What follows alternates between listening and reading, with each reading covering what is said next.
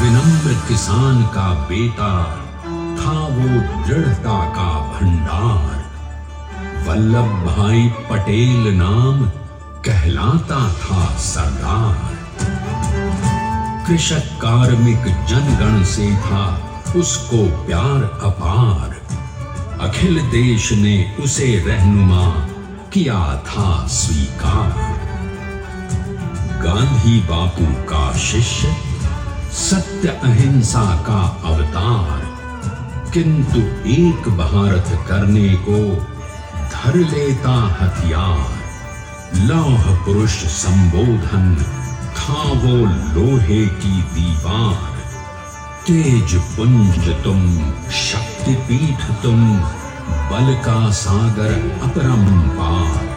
ऋणी देश का नम्र नमन तुम स्वीकारो सरदार।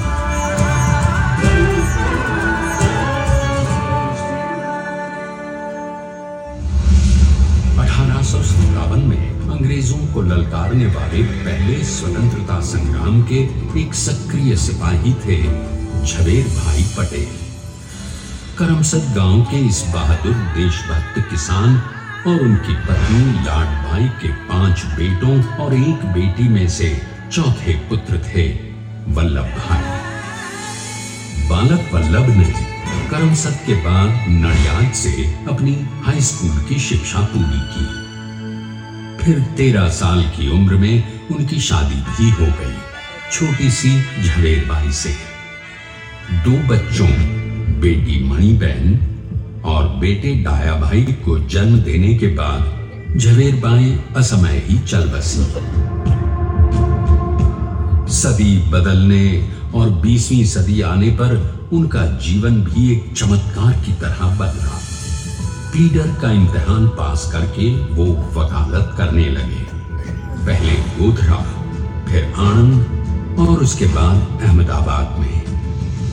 मगर जल्द ही वकालत छोड़कर वो बैरिस्टर बनने की इच्छा से इंग्लैंड चले गए। लंदन में बैरिस्ट्री में अव्वल आने और वजीफा जीतने वाले वो अनोखे भारतीय थे। अब तो अहमदाबाद की वरिष्ठ अदालत में बैरिस्टर पटेल की जिरह और जीतों की धूम मच गई।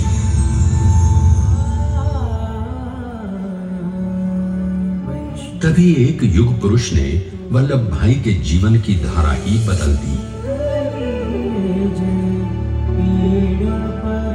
दक्षिण अफ्रीका में सत्याग्रह के अहिंसक अस्त्र से गोरे शासकों को सबक सिखाकर भारत वापस आए बैरिस्टर मोहनदास करमचंद गांधी से मिलकर वल्लभ भाई ने अपने कुछ बरसों से सीखे विदेशी व्यवहार और संस्कार हमेशा के लिए त्याग दिए और अब वो अपने खेड़ा के किसानों को हक दिलाने के लिए बापू के साथ आंदोलन में कूद पड़े।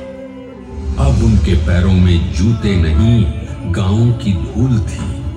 हृदय में भारत भूमि की शस्य श्यामला धरती, मन में थे गांधी और मस्तिष्क में एक नए स्वतंत्र भारत का सपना।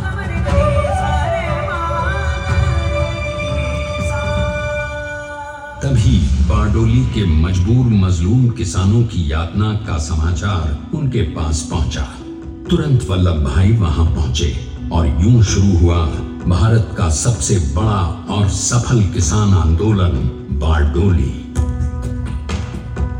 वल्लभ भाई ने बारडोली के 87,000 किसानों को ऐसा अटल अडिग अचल मनोबल दिया कि अंग्रेजी सरकार हिल गई और 1 बरस के बाद उनका लगान माफ कर दिया गया। अब तो पूरे देश में लोग वल्लभ भाई के नाम की कस्में खाने लगे। स्वयं महात्मा गांधी ने कहा, अब वल्लभ भाई मेरे शिष्य या साथी नहीं, सारे देश के सरदार हैं और देश को मिल गया एक अनोखा असरदार सरदार।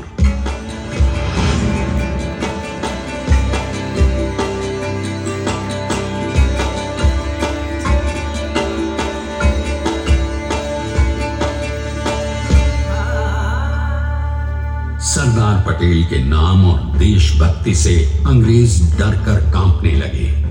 1930 के नमक सत्याग्रह और दांडी कूच में वो बापू से भी पहले गिरफ्तार किए गए। तो सन 1932 में फिर उन्हें बापू के साथ ही जेल में 2 सालों के लिए डाल दिया गया। मगर आजादी के दीवानों को, स्वतंत्रता के परवानों को कौन गिरफ्तार कर पाया है। जेल से छूटते ही सरदार को कांग्रेस के नए राष्ट्राध्यक्ष पद पर चुना गया और उनकी सरपरस्ती में राष्ट्रवादी भारतीयों ने तमाम ब्रिटिश सूबों में जीत हासिल कर वहां अपनी स्थानिक सरकारें बनाई। किंतु सरदार का सपना केवल सरकार बनाना नहीं था, उनका स्वप्न तो था एक ऐसे नए भारत का जहां हर रंग, हर रूप, हर जात, मजहब, तबके का हिंदुस्तानी एक साथ मिलकर एक ऐसा नया भारत बना सके जहां पूर्ण स्वराज के साथ सारे समाज को गरीबी, अशिक्षा, छुआछूत से भी आजादी मिल जाए। इसकी पहली रणनीति थी भारत को अंग्रेजों की गुलामी से आजादी, ताकि भारत के लोगों की अपनी सरकार सबके साथ और सबके विकास के लिए काम कर सके। बापू की अगुवाई में अब देश ने अंग्रेजों को अंतिम चेतावनी दे दी, करेंगे या मरेंगे, क्विट इंडिया, अंग्रेजों भारत छोड़ो। बस फिर क्या था, संघर्ष की रणभेरी बजी। 3 सालों के लिए सरदार पटेल को भी सत्याग्रही नेताओं के साथ जेल में ठूंस दिया गया। 2 सालों के बाद अंग्रेजों को बापू के सभी शिष्यों और साथियों को छोड़ना पड़ा।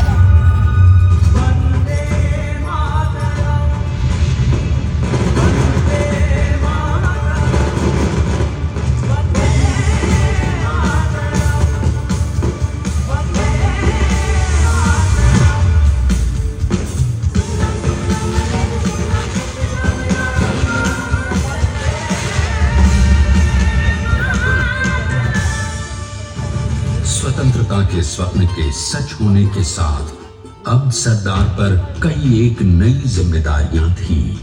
आने वाली आजादी की तैयारी और एक नए भारत के लिए नए लोकतांत्रिक संविधान की संरचना। जैसा उनके साथी ने खुद कहा था, सरदार ने ही छैली हथौड़ी लेकर एक नए भारत को उकेरा है।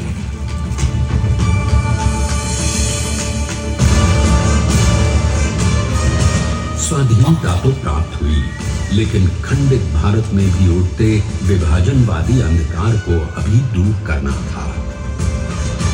जब देश के खंड खंड होने का भय उत्पन्न होने लगा, तो सरदार ने निर्भय होकर खुद अपनी केंद्र सरकार और साथियों को भी चुनौती दे डाली और जम्मू कश्मीर को बचाने के लिए सारे देश का आकाश वायुयानों से भर गया।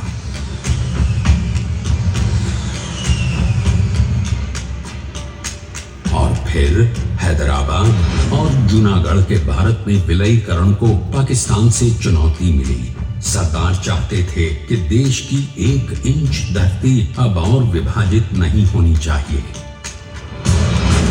नए भारत को एक करने के लिए समझा बुझाकर मनाकर 565 रियासतों को सरदार ने अपनी सूझबूझ सदाशयता संबल से एक नए स्वतंत्र भारत का अभिन्न अंग बना लिया। हमारे इतिहास में अखंड भारत के पुरुषार्थ का ये एक महानतम अध्याय है। जैसा उन्होंने स्वयं कहा था, हमें नए धागों को पुराने ताने बाने में ऐसे पिरोना है कि एक दूसरे में गुंथ जाएं और बेहतरीन बुनावट वाला एक नया भारत उभर कर सामने आ सके। अंततः अपने वज्र दृढ़ संकल्प से एक नया विराट विशाल एक भारत श्रेष्ठ भारत बनाकर दिखा ही दिया सरदार ने। संसार के सबसे बड़े प्रजातंत्र के शिल्पी को प्रणाम करने के लिए देश ने बनाया है ये समर्थ स्मारक। स्वाधीन भारत को समर्थ भारत में बदलने वाले सरदार पटेल को समर्पित प्रेरणा तीर्थ भी है। प्रधानमंत्री श्री नरेंद्र मोदी के नेतृत्व में बनी विश्व की इस विशालतम प्रतिमा के सामने आकर सारी दुनिया जैसे स्वयं ही नतमस्तक हो जाती है।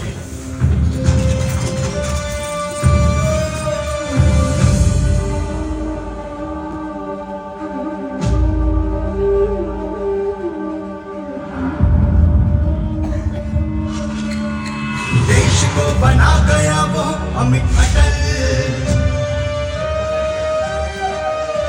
बना सका उसे न कोई शत्रु दल।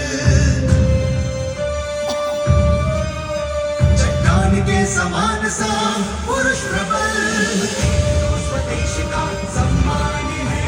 पटेल तो स्वदेश का सम्मान है। पटेल तो स्वदेश का सम्मान है। पटेल तो स्वदेश का सम्मान है।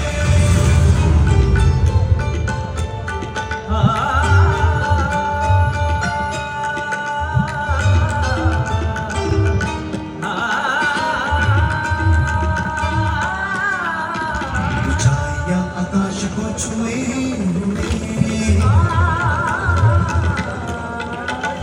गहराइयां समुद्र की लिए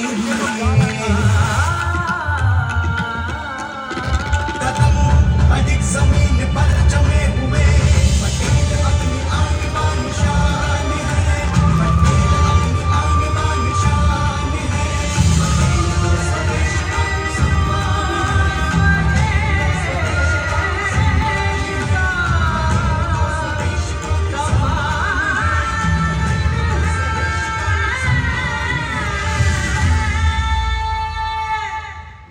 आइए अब देखते हैं कि अपने लौह पुरुष को श्रद्धांजलि देती 182 मीटर ऊंची विश्व की सबसे विशालकाय प्रतिमा का निर्माण कैसे हुआ।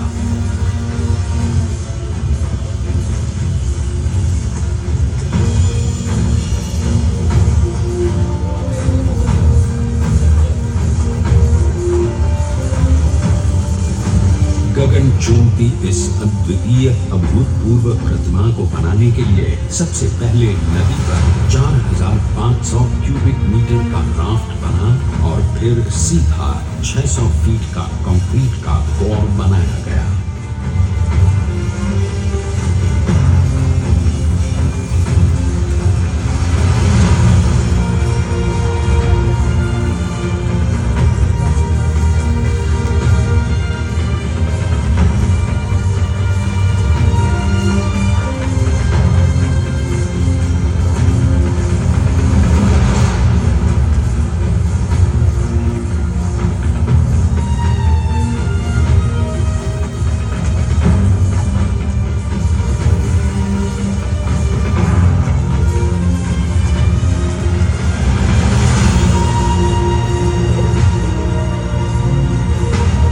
इस कंक्रीट बोर्ड के साथ लगाया गया स्टील का फ्रेमवर्क।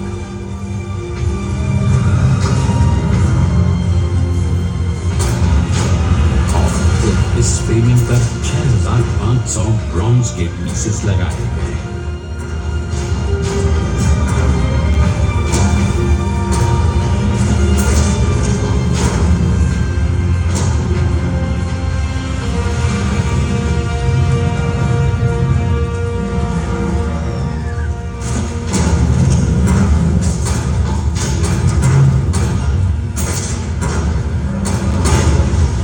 सोचिए कि 182 मीटर ऊंचे इस भव्य भव्य स्मारक के निर्माण में कितना सामान और मेहनत लगी होगी। 70,000 metric ton cement, 18,500 metric ton reinforcement steel, 6,000 metric ton structural steel और 1,700 मीट्रिक टन ब्रॉन्ज।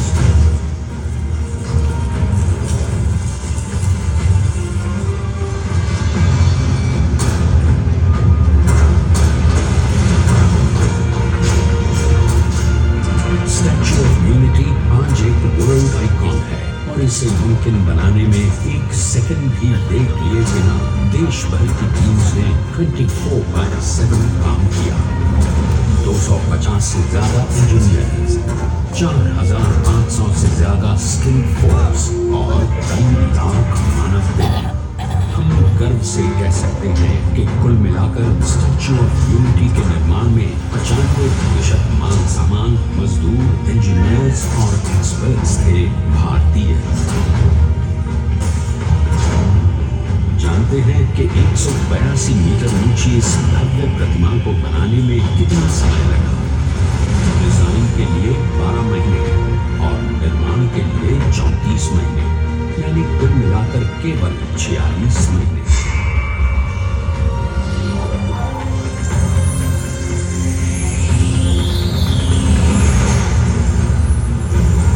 और इसी तरह बनी देश के शिल्पकार की एक अनूठी अद्वितीय विशाल प्रतिमा, जो सिर्फ आज ही नहीं बल्कि आने वाले न जाने कितने सालों तक यूं ही चमचमाती रहेगी।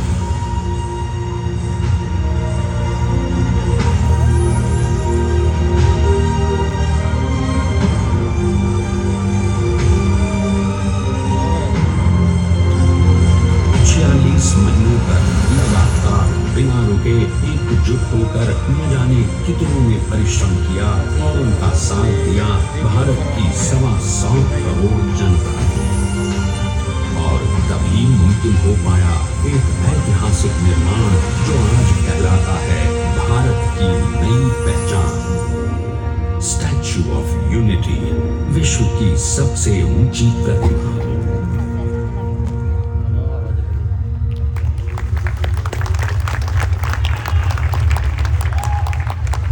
सरदार ने अपनी गंभीरता, शालीनता और दूरदर्शिता से भारत को संगठित करने के असंभव कार्य को संभव कर दिखाया।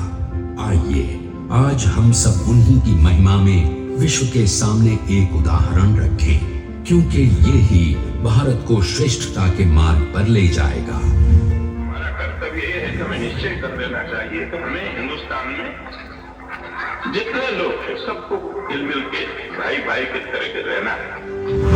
स्टैच्यू ऑफ यूनिटी एकता की प्रतिमा और श्रेष्ठता का प्रतिबिंब है। एक पहल है इस अखंड भारत को श्रेष्ठ भारत बनाने के सपने को पूरा करने के लिए। एक पुकार है हम सबको एकजुट होने के लिए। एक आंदोलन है भारत को सबसे आगे ले जाने के लिए, श्रेष्ठ बनाने के लिए। आपके योगदान और विश्वास से ही बनेगा एक भारत श्रेष्ठ भारत। एकता का स्मारक है, एकता का संदेश है कि भाषा अनेक, भाव एक, राज्य अनेक, राष्ट्र एक, पंथ अनेक, लक्ष्य एक, बोली अनेक, स्वर एक, रंग अनेक, तिरंगा एक, समाज अनेक, भारत एक, रिवाज अनेक, संस्कार एक, योजना अनेक, मकसद एक, कार्य अनेक, संकल्प एक, राह अनेक, मंजिल एक, पहनावा अनेक, दीपा एक, चेहरे अनेक, मुस्कान एक। ये एकता का संदेश लेकर के हम चले। और भाइयों बहनों, ये भारत की विशेषता है, विविधता में एकता। यही भारत की विशेषता है।